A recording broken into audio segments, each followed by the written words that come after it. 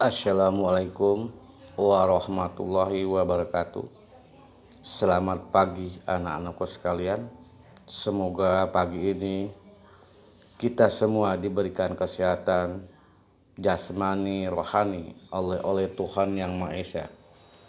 Anak-anak sekalian, pada hari ini Senin tanggal 6 September tahun 2021, kita akan mengulas yaitu bab 2. Dan Bapak informasikan bahwa mulai Senin kemarin sampai berikutnya bahwa PPKN kelas 8A B Bapak yang mengajar.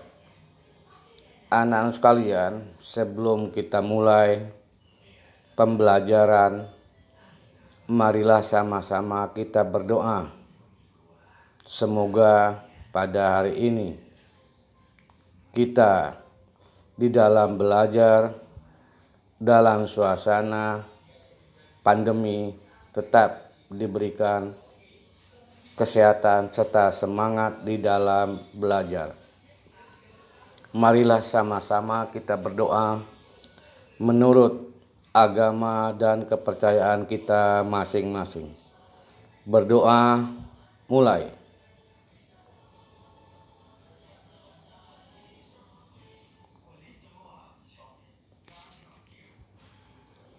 Selesai.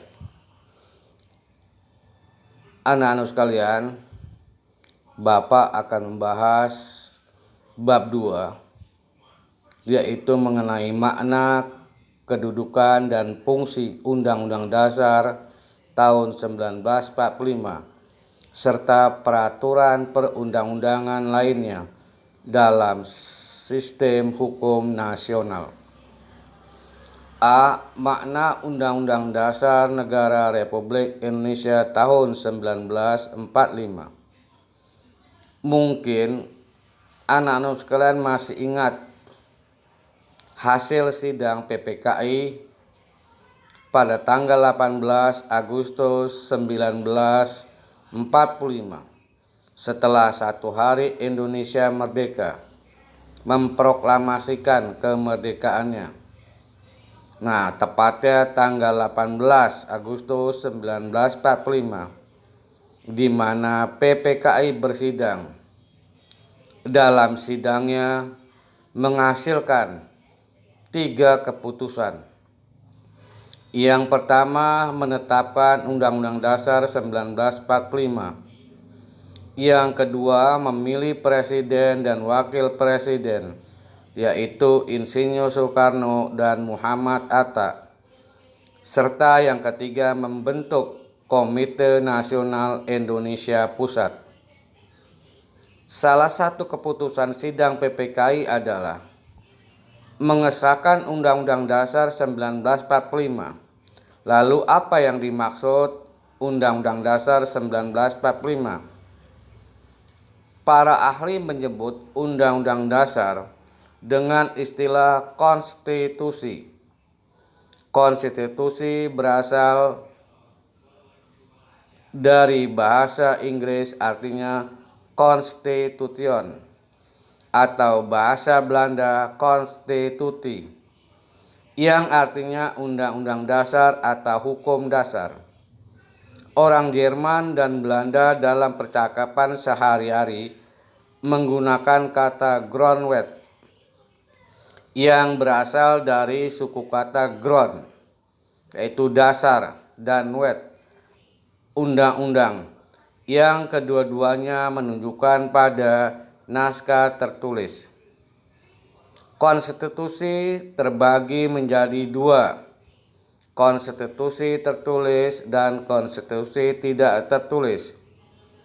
Konstitusi tertulis adalah aturan-aturan pokok dasar negara, bangunan negara, dan tata negara yang mengatur kehidupan satu bangsa di dalam persekutuan hukum negara.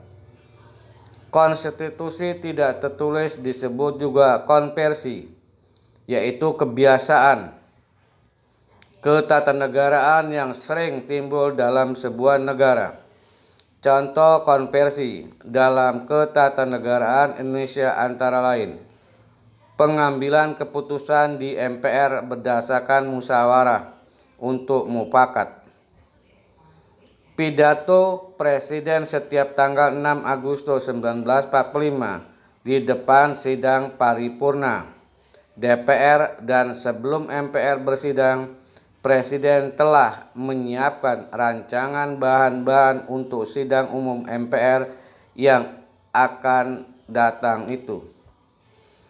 Di Indonesia, Undang-Undang Dasar pada dasarnya adalah suatu hukum dasar tertulis, konstitusi negara. Pengertian hukum dasar adalah peraturan-peraturan dasar yang dipakai sebagai landasan dasar dan sumber bagi berlakunya seluruh hukum atau peraturan perundang-undangan dan penyelenggaraan pemerintah negara pada suatu negara. Jadi, makna Undang-Undang Dasar 1945 adalah suatu hukum dasar tertulis atau konstitusi negara yang menjadi dasar dan sumber dari peraturan-peraturan lain atau perundang-undangan lain yang berlaku di wilayah Negara Kesatuan Republik Indonesia. Undang-Undang Dasar 1945 yang ditetapkan PPKI pada tanggal 18 Agustus 1945 merupakan sebuah naskah yang meliputi pembukaan yang terdiri dari 4 alinea, batang tubuh yang terdiri atas 16 bab, 37 pasal, 4 pasal aturan peralihan, dan 2 ayat aturan tambahan.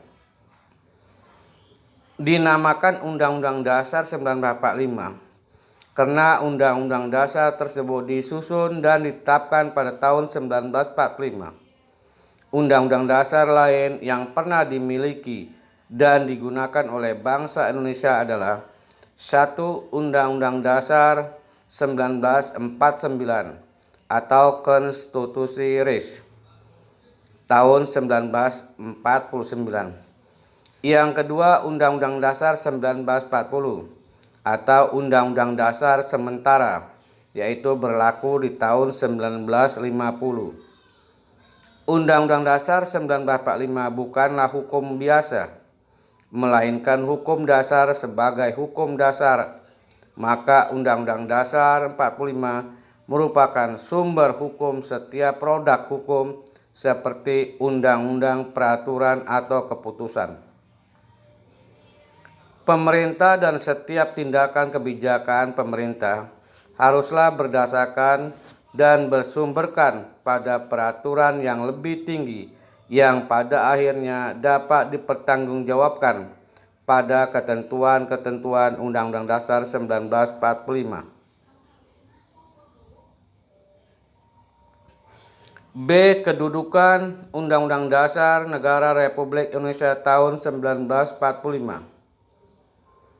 Undang-Undang Dasar 1945 di dalamnya terdiri dari 3 bagian, yaitu bagian pembukaan, bagian batang tubuh 16 bab, 37 pasal, 4 pasal aturan peralihan, dan 2 ayat aturan tambahan, serta penjelasan yang terdiri dari penjelasan umum dan pasal demi pasal. Terkait penjelasan Undang-Undang Dasar 1945, sekalipun bukan hasil kerja badan yang menyusun dan menetapkan Undang-Undang Dasar 1945, yaitu BPUPKI dan PPKI, melainkan hasil kerja pribadi Supomo, tetapi merupakan bagian dari Undang-Undang Dasar 1945 karena sudah dimasukkan bagian dari Undang-Undang Dasar dalam Berita Republik Indonesia tahun 1946 dan dalam Lembaga Negara tahun 1959 atau yang dikenal dengan Dekret. Sedangkan Undang-Undang Dasar 1945 berdasarkan hasil amandemen terdiri dari A. Pembukaan terdiri dari 4 alinea.